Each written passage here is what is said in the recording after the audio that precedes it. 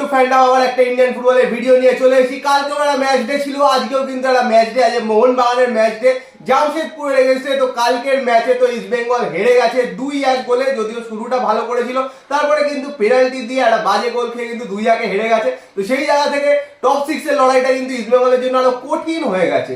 আর মোহনবাগানের কথা বলি, ওড়িশা জিতেছে, জিতে এখনো টপে আছে, কিন্তু মোহনবাগানের কিন্তু ম্যাচ কম আছে। তো সেই জায়গা থেকে এখন থেকে যদি মোহনবাগান কোনো পয়েন্ট ড্রপ না করে, কেউ কিন্তু মোহনবাগানকে ধরতে পারবে না। কিন্তু মোহনবাগান যদি পয়েন্ট ড্রপ করে, শুধু সেই জায়গা থেকে কিন্তু অন্যদের চান্স আছে। তো আজকে কিন্তু জামশেদপুরের সাথে খেলা, জামশেদপুর কিন্তু আবার টপ 6 এর জন্য ব্যাটেল করছে। তো এখন সবকটা ম্যাচই কিন্তু একদম রোমাঞ্চকর হয়ে উঠেছে, কারণ টপ স্পট আর টপ 6 এর জন্য। তো সেই নিয়ে যা যা বক্তব্য আছে, যা যা হিসেব আছে, কি স্কোয়াড আজকে মনে হচ্ছে, সবকিছু নিয়ে কথাবার্তা বলবো। ছোটখাটো ইন্ডিয়ান ফুটবলের যে আপডেট আছে সেগুলোও কিছু তোমাদের বলে দেবে। কিন্তু সবার আগে যে কথাটা, এখনো যারা সাবস্ক্রাইব করেনি অবশ্যই করে দিও, আর বেল আইকনটা টিং টং করে অপশনটা প্রেস করে দেবো। আর রেগুলার নোটিফিকেশন পাওয়ার জন্য আমাদের ফেসবুক আর ইনস্টাগ্রাম পেজটা ফলো করে নাও, ডেসক্রিপশনে লিংক দেওয়া আছে। তো পুজোর থেকে প্রথমে শোনো।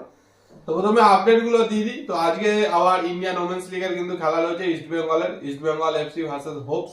তো এই ম্যাচটা যদি জিততে পারে তাহলে ইস্ট বেঙ্গল কিন্তু লিগ টেবিলের একটু ওপরে উঠতে পারে। এর সাথে বলে রাখি, সন্তোষ ট্রফি কিন্তু চলছে। তো আজকে কিন্তু সন্তোষ ট্রফির 3টে খেলা রয়েছে এবং গতকালও খেলাগুলো হয়েছিল, সেগুলো একটু বলে দিই।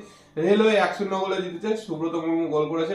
দিল্লি 3-2 গোলে মহারাষ্ট্রকে হারিয়েছে। আর আজকে যে 3টে খেলা রয়েছে, services versus Kerala, Goa versus Assam, Arunachal Pradesh versus Meghalaya. তো এই লড়াইটা কিন্তু এই মধ্যে কোয়ার্টার ফাইনালে স্পট ফিক্স করার জন্য কিন্তু চলছে।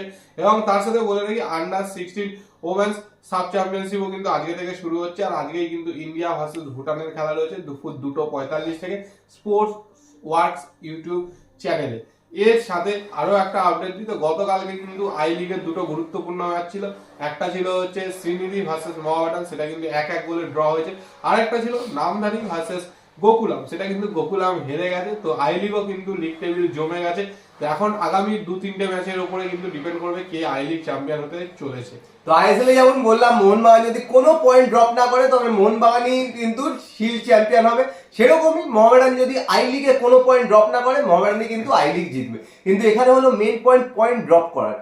তো এর সাথে আরো একটা আপডেট দিই, সেটা হচ্ছে ডার্বির খবর। তো ডার্বি নিয়ে কিন্তু সবাই চিন্তিত, ডার্বি আদৌ 10 তারিখ হবে কিনা, বা হলে কি হবে, কোথায় হবে, এটা নিয়ে। তো বলে রাখি, গভর্নমেন্ট থেকে ক্রীড়ামন্ত্রী তিনি বলেছেন ডার্বি 10 তারিখেই হবে।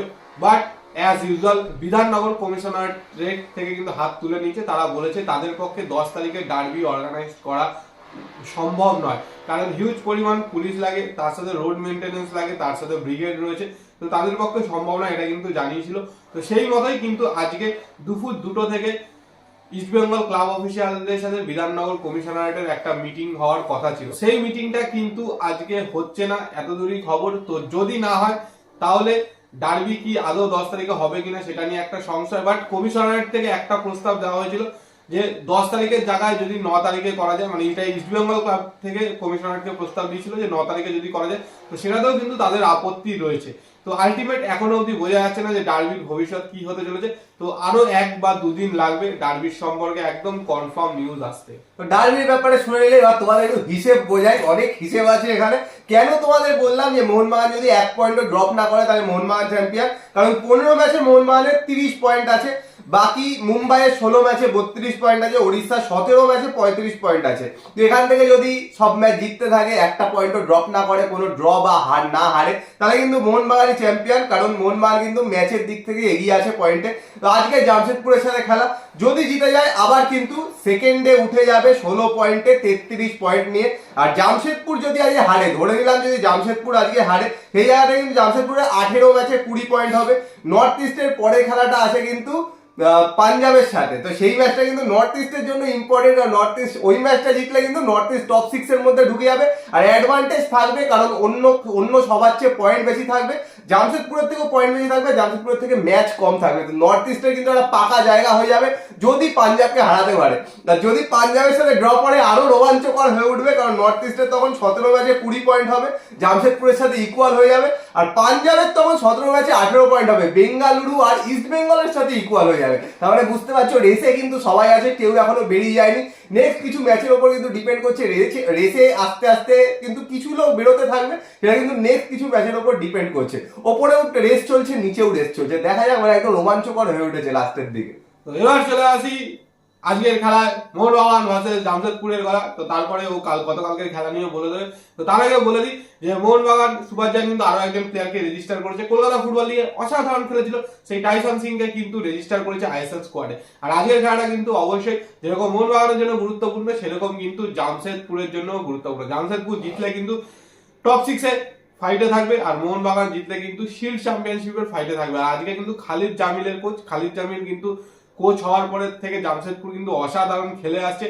প্রত্যেকটা ম্যাচে হারতে হারতে জিতছে, আর কোনটা কিন্তু শুরু অনেক টিম কিন্তু 4 গোল 3 গোলও মারছে।